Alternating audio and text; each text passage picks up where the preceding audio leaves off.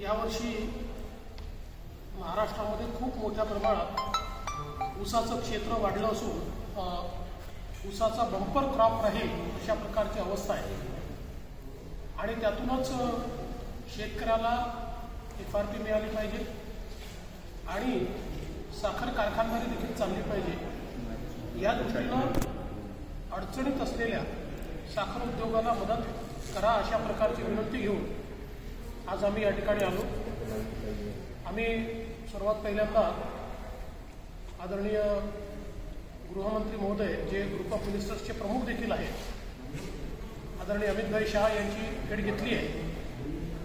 कृषी मंत्र्यांची भेट घेणार आहोत, आम्ही पासवान साहेबांची भेट घेणार आहोत आणि अतिशय सकारात्मक अशा प्रकारची चर्चा ही माननीय अमित भाई शहाजींची आमची झाली आणि त्यांनी देखील अनेक गोष्टी ज्या आहेत या निश्चित आम्ही त्याचा विचार करून योग्य अशा प्रकारचा दिलासा हा साखर उद्योगाला देऊ अशा प्रकारचं आश्वासनही दिलं आहे। यामध्ये विशेषतः अनेक साखर कारखाने जे आहेत हे गेल्या 2-3 वर्षामध्ये ज्या काही अडचणी झाल्या, दुष्काळ आला किंवा कुठे अतिवृष्टी झाली अशा प्रकारच्या कारणांमुळे अडचणीत आल्या, त्यांच्या लोनचं वन टाईम रिस्ट्रक्चरिंग करून द्यावं अशा प्रकारची एक मागणी आम्ही केली आहे। यासोबत सॉफ्ट लोन हे साखर कारखान्यांना देण्यात यावं अशा प्रकारची मागणी आम्ही केली आहे। एका बेल आउट पॅकेजची देखील आम्ही मागणी केली आहे की ज्यामध्ये विशेषतः FRP देण्याकरता असेल किंवा इतर बाबींकरता त्या ठिकाणी सरकारची मदत ही मिळाली पाहिजे। यासोबत आम्ही एक अजून विनंती केली आहे की जी इथेनॉलची पॉलिसी आहे या सरकारने अतिशय चांगली इथेनॉलची पॉलिसी आणली आहे, पण या पॉलिसीचं एक्सपान्शन केलं पाहिजे आणि सगळ्यात महत्त्वाचं ऑइल कंपन्यांनी दीर्घ मुदतीचे करार या ठिकाणी केले पाहिजेत। किमान 10 वर्षापेक्षा जास्त मुदतीचे करार जर ऑइल कंपन्यांनी केले तर त्यातनं लोन रेज करायला देखील फायदा होईल आणि ऑइल कंपन्यांनी हे करार केल्यामुळे एक प्रकारची त्यांची गॅरंटी मिळाल्यामुळे ज्या वित्तीय संस्था आहेत त्या देखील कारखान्यांना मोठ्या प्रमाणात वित्तीय मदतही करतील आणि सगळ्यात महत्त्वाचं साखर जास्त झाली म्हणून जे साखरेचे भाव पडतात ते पडणार नाहीत आणि त्यातनं देशाला देखील एक मोठा फायदा होईल। तर याही मागणीवर अतिशय सकारात्मक आम्हाला आश्वासन माननीय अमितभाई शहांनी दिलं आहे आणि इथेनॉल पॉलिसीमध्ये मेजर चेंजेस करण्याच्या संदर्भातलं सूत्रवाच त्यांनी केलं आहे। त्याचप्रमाणे आम्ही त्यांना ही विनंती केली की अनायसे सरकार FRP वाढवतोच आहे, शेतकऱ्याचा फायदा होतोच आहे, पण त्याचसोबत MSP देखील वाढवली पाहिजे। जी मिनिमम सेलिंग प्राईस आहे ती देखील वाढवली पाहिजे, कारण मागच्या काळामध्ये ती 31 रुपयापर्यंत गेली आणि आता FRP वाढल्यामुळे ती वाढवली तर FRP द्यायला देखील मदत होईल आणि कारखान्यांना देखील त्या ठिकाणी तक्ता येईल आणि त्याही संदर्भात त्यांनी बरेच सकारात्मक अशा प्रकारचं आम्हाला आश्वासन दिलं आहे। यासोबत अजून काही मागण्या आम्ही केल्या आहेत। बफर स्टॉक ठेवला पाहिजे, तो क्रिएट केला पाहिजे, त्याचं व्याज वगैरे जे आहे ते केंद्र सरकारने बेअर केलं पाहिजे। त्यासोबत एक्सपोर्ट सबसिडी ही मोठ्या प्रमाणात दिली पाहिजे, कारण खूप मोठ्या प्रमाणात शुगर तयार झाल्यानंतर त्याचं इव्हॅक्युएशन झाल्याशिवाय आपलं जे डोमेस्टिक मार्केट आहे तिथले भाव जे आहेत ते आपण स्टॅबिलाइज नाही करू शकत, म्हणून त्याही संदर्भातली मागणी जी आहे ती आम्ही केली आहे। आणि या व्यतिरिक्त काही साखर उद्योगातल्या छोट्या मोठ्या गोष्टी ज्या आहेत, सगळे उद्योगातले प्रमुख मंडळी माझ्यासोबत या ठिकाणी असल्यामुळे आमच्या पक्षाचे नेते मंडळी, तर त्यांनी देखील काय अडचणी आहेत त्या समोर ठेवल्या आणि मला असं वाटतं की खूप सकारात्मक अशा प्रकारची बैठक झाली आहे आणि त्यांनी देखील आम्हाला सांगितलं की तुम्ही आता जे निवेदन मला दिलं आहे ते कृषी मंत्र्यांना आणि त्यासोबत सिव्हिल सप्लाय मिनिस्टरला देखील द्या, त्यांची वेळ आम्ही घेतली आहे आणि त्यांना देखील आम्ही या संदर्भात भेटणार आहोत। आम्हाला अपेक्षा आहे की केंद्र सरकारच्या वतीनं साखर उद्योगाकरता चांगले निर्णय येत्या काळात घेतले जातील।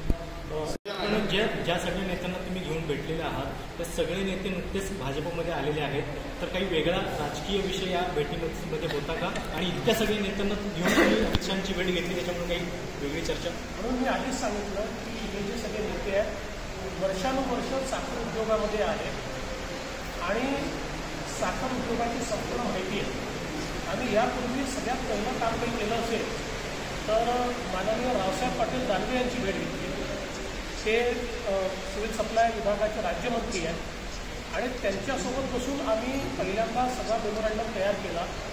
तो 8-10 दिवसापूर्वी इथे पाठवला. स्वतः रावसाहेब दानवेंनी त्याचा फॉलोअप केला आणि त्याच्यानंतर आता आम्ही या भेटी ज्या आहेत त्या सुरू केलेल्या आहेत. त्यामुळे ही कुठलीही राजकीय भेट नाही. मी पुन्हा एकदा आपल्याही कोणाच्या डोक्यात कन्फ्युजन नको म्हणून सांगतो, आम्हाला सरकार पाडणं वगैरे याच्यात कुठलाही इंटरेस्ट नाही. आता कोरोनाची लढाई चालली आहे, त्यामुळे कोरोनाच्या संदर्भात आणि त्यासोबत शेतकऱ्याला मदत झाली पाहिजे, कारण आता खरीपाचा हंगाम आहे आणि अनेक प्रश्न या ठिकाणी निर्माण होणार आहे. या सगळ्याच्या संदर्भात आमची भेट आहे. याचा राजकीय कुठलाही संदर्भ नाही. कोरोना संदर्भात कुठले विषय होते, काय नेमक्या मागण्या आहे महाराष्ट्र? कोरोनाच्या संदर्भातली जी काही परिस्थिती आहे ती परिस्थिती मी त्यांच्या कानावर टाकलेली आहे. मी माननीय पंतप्रधान मोदी यांचीही वेळ मागितली आहे. ती जर मला मिळाली तर त्यांच्याही कानावर मी कोरोनाच्या संदर्भात महाराष्ट्रात काय चाललं आहे, काय झालं पाहिजे आणि सकारात्मक म्हणजे इथे कुठलेही राजकारण न आणता महाराष्ट्र, कारण आपल्याला माहिती आता प्रचंड कोरोना महाराष्ट्रात वाढतो आणि विशेषतः MMR रिजनमध्ये आणि आता जवळजवळ पश्चिम महाराष्ट्रामध्ये, उत्तर महाराष्ट्रातल्या किंवा मराठवाड्यातल्या जवळजवळ वेगवेगळ्या जिल्ह्यांमध्ये, विदर्भातल्या अनेक जिल्ह्यांमध्ये रोज संख्या ती वाढते आहे. म्हणून याही दृष्टीने काय करता येऊ शकतं आणि केंद्र सरकार कशी मदत करू शकेल या संदर्भातली चर्चा मी केली. अमित शहांनी महाराष्ट्रामध्ये लक्ष घालावं कोरोनाच्या बाबतीत अशी काही मागणी काही भाजपच्याच नेत्यांनी केली होती. ते लक्ष घालतातच आहेत. ते देशाचे गृहमंत्री आहेत आणि गृहमंत्री म्हणून महाराष्ट्रासहित सगळ्या राज्यांमध्ये ते कोरोनाच्या संदर्भात लक्ष देऊ. इतर नेते जे आहेत या बैठकीला आले नाहीत का? विखे पाटील किंवा विखे पाटील साहेब या बैठकीला येणार होते. त्यांचं एक छोटीशी त्यांना जखम होती, त्याच्यामुळे त्यांनी काल मला कळवलं की मला 3 दिवस ट्रॅव्हल करायला नाही सांगितलेलं आहे. म्हणून त्यांनी विनंती केली होती की 3 दिवसांनी करता येईल का, पण आम्ही इकडे वेळ घेतलेली असल्यामुळे ते मला पोस्टपोन नाही करतात. नाही, महत्त्वाचं म्हणजे साखर उद्योगाच्या संदर्भात बघितलं महाराष्ट्रात तर शरद पवारांचं नाव सगळ्यात पुढे येतं. आजच्या या संपूर्ण बैठकीमध्ये शरद पवारांचं काही उल्लेखही नाही आहे. मला असं वाटतं की ते त्यांचं काम करतात, आम्ही आमचं काम करतो आणि असं काही कुठे कॉम्पिटिशन नाही आहे की त्यांनी काय केलं म्हणून आम्ही काय करायचं, आम्ही काय केलं म्हणून त्यांनी काय करायचं. आम्हाला असं वाटतं की आत्ता साखर उद्योगाकडे लक्ष देण्याची आवश्यकता आहे आणि विशेषतः साखर उद्योगात काम करणारे आमच्या पक्षातले किंवा आमच्यासोबतचे जे लोक आहेत यांनी याचं संपूर्ण गांभीर्य हे आमच्या सगळ्यांच्या लक्षात आणून दिलं आहे आणि त्यामुळे केंद्रात आमचं सरकार आहे.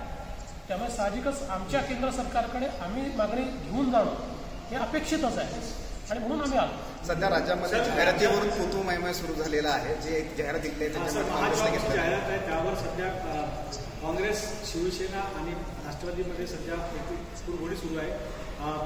काय कसं बघता याच्याकडे? कारण आमचं म्हणणं एवढंच आहे, फोटो कोणाचेही छापा, पण तुम्ही ज्या मोठ्या मोठ्या घटना केल्या आहेत, इतक्या लोकांना रोजगार मिळेल, इतक्या लोकांना नोकऱ्या मिळेल, इतक्या कंपन्या येतील, या संदर्भात काहीतरी कारवाई करा. बाकी तुम्हाला ज्याचे फोटो छापायचे आहेत आणि ज्यांचे चेहरे दाखवायचे आहेत त्यांचे दाखवा, आपापसात मारामाऱ्या करा, काही करा, फक्त लोकांना फायदा झाला पाहिजे असा विचार.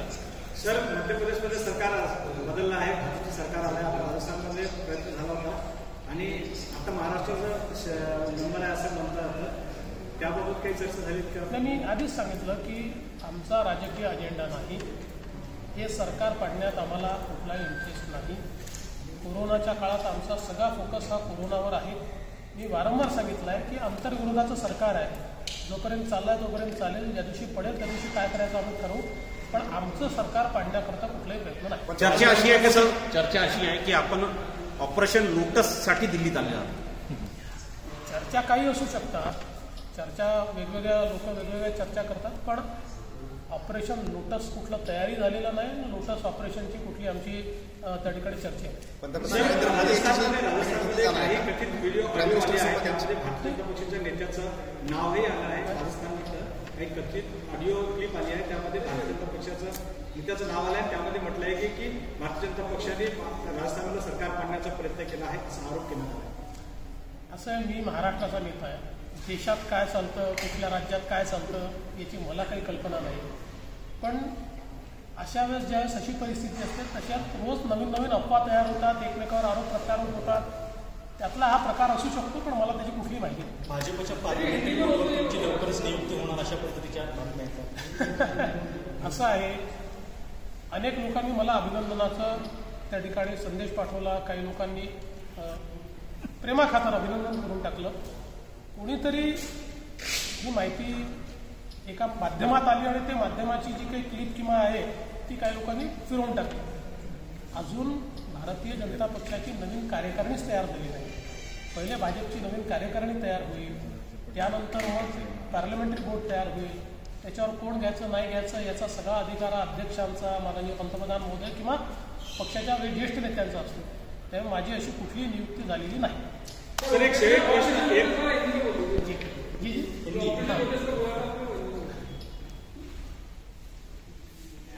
हम दिल्ली में, महाराष्ट्र में जो चीनी का उद्योग है उसकी समस्याओं को लेकर आए हैं. इस बार गन्ने का बहुत बम्पर क्रॉप महाराष्ट्र में तैयार हो रहा है और इसके चलते कई समस्याएं भी सामने आने वाली है और उसको सुलझाने के लिए केंद्र सरकार एक पैकेज दे, ऐसी हमने मांग की है, जिसमें चाहे लोन का रिस्ट्रक्चरिंग हो, जिसमें सॉफ्ट लोन देने की बात हो, या फिर एक्सपोर्ट सब्सिडी हो, या बफर स्टॉक क्रिएट करने की बात हो, ऐसी कई चीज़ें, या एमएसपी को बढ़ाने की बात हो, ऐसी कई चीज़ें लेकर हम यहाँ पर माननीय गृह मंत्री जी से मिले, क्योंकि जीओएम के ग्रुप ऑफ मिनिस्टर्स के वो प्रमुख हैं, कृषि मंत्री जी, सिविल सप्लाई मंत्री जी, ऐसे सभी से मिलकर हम लोग इसकी मांग यहाँ पर कर रहे हैं. और यहाँ पर हमारा कोई भी पॉलिटिकल एजेंडा नहीं है. सरकार को गिराने में, सरकार को हिलाने में हमारा कोई इंटरेस्ट नहीं है. अभी कोविड की लड़ाई चल रही है, हम कोविड की लड़ाई साथ में मिलकर लड़ना चाहते हैं. यहाँ महाराष्ट्र की सरकार है, अंतर्विरोध की सरकार है.